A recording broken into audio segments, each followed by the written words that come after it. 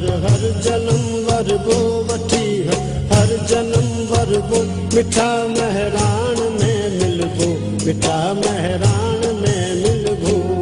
जे सिंध हलचल जे बानी नाम्यारे सियासतदान अदीब ॾाहे ऐं सूफ़ी गुलाम मुर्तज़ा शाह उर्फ़ जीएम सैयद 17 जनवरी 1904 ईस्वी ते सिंधु दरिया जे कप ते तारीख़ी शहर सन में सैयद मोहम्मद शाह जे घर में अखियूं खोलियूं। सैयद गुलाम मुर्तज़ा शाह शुरूआती तालीम पंहिंजे ई अबाणी ॻोठ सन में पढ़ाई। अरबी ऐं फारसी जी तालीम मोहम्मद हाशिम सनाई वटां ऐं अंग्रेज़ी मौलवी डॉक्टर हामिद हालाई वटां हासिल कई। जीएम सैयद 14 वरनि जी ॼमार खां ई सियासत में पेर पातो।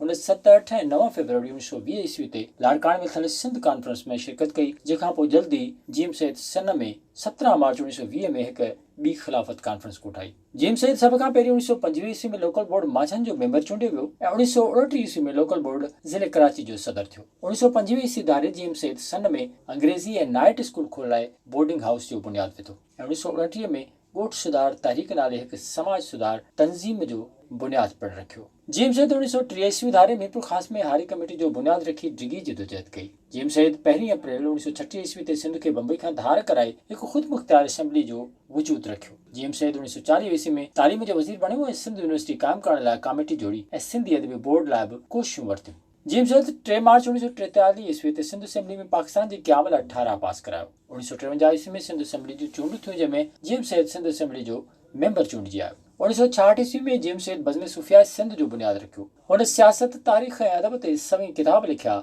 जिन में सिंध जा सूरमा जीअं ॾिठो आहे मूं, सिंध ॻाल्हाए थी, पैगाम लतीफ़, दयारे दिल, दास्तान मोहब्बत, जनब गुज़ारिम जिनसी ऐं ॿिया किताब शामिल आहिनि। जीएम सैयद 25 अप्रैल 1995 ईस्वी ते कराची जे जनाह अस्पताल में साह जा सॻा टुटण सबबि हिन फ़ानी जहान मां लाॾाणो कयो। जीएम सैयद तोड़े जो अॼु हाल हयात नाहे, पर सियासत ऐं अदब में कयल संदसि लाज़वाल ख़िदमतुनि खे केर बि विसारे नथो सघे।